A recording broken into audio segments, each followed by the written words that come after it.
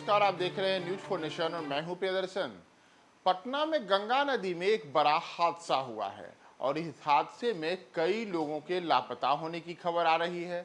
दरअसल बीती रात यानी कि सोमवार की रात तेज आंधी पानी आने के दौरान पटना सहित पूरे बिहार में तेज आंधी के बाद बड़े स्तर पर जान और नुकसान की खबरें सामने आई थी। और इसी दौरान कहा जा रहा है कि पटना के मनेर में तेज आंधी के बीच में ही कुछ नाव जो कि एक घाट के किनारे लगे हुए थे वो अचानक से नदी में जलमग्न हो गए।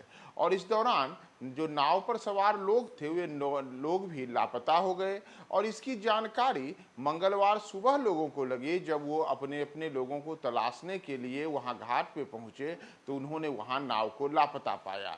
दरअसल ये जो पूरा का पूरा मामला है यह मनेर थाना क्षेत्र का बताया जा रहा है। और कहा जा रहा है कि मनेर थाना क्षेत्र में एक गौरैया घाट के नज़दीक गंगा नदी में कई नाव एक जगह लंगर में बांध करके लगाया जाता था।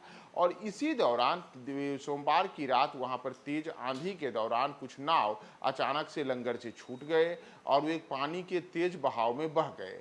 जब तक लोगों को यह पता लगता कि क्या हुआ है तब तक सुबह हो चुकी थी। और सुबह उसके बाद जानकारी मिली कि जहां नाव गंगा नदी में लापता हुए उस जगह पर कुछ लोग भी नाव पर बैठे हुए थे, यानी कि वे वहां पर सो रहे थे, आराम कर रहे थे।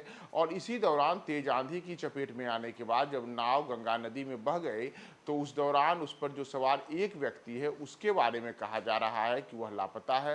हालांकि ऐसी बातें भी सामने आ रही हैं कि नाव पर करीब 1 दर्जन से ज़्यादा लोग थे, लेकिन उन सब के बारे में अभी तक यह स्पष्टता नहीं है कि इसमें से कितने लोग लापता हुए हैं। लेकिन एक युवक के बारे में पुलिस भी बता रही है और इन लोगों के द्वारा भी कहा जा रहा है कि एक युवक लापता है और उसकी तलाश के लिए वो जो परिजन है वह भी और फिर प्रशासन के स्तर पर भी उसकी छानबीन की जा रही है, खोजबीन की जा रही है।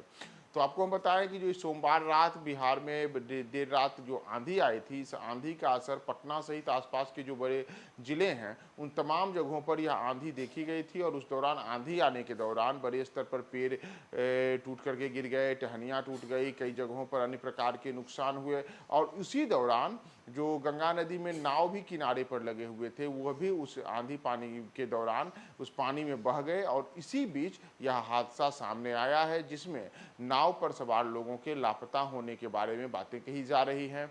इसमें एक युवक के बारे में यह कहा जा रहा है कि वह तो पूरी तरीके लापता है, उसका कोई अता पता नहीं मिल रहा है।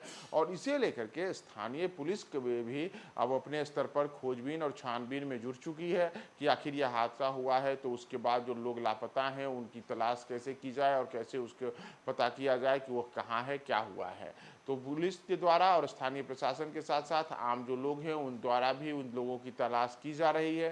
तो आप सुनिए कि वहाँ की जो स्थानीय पुलिस है वह इस पूरे मामले में क्या बता रही है कि कैसे यह हादसा हुआ है और इस हादसे में जो इन लोगों के बारे में लापता होने के बारे में बातें कही जा रही है वे कौन लोग थे। थाना अंतर्गत गोरैया स्थान पर गंगा नदी में एक नाव डूबने की सूचना थी।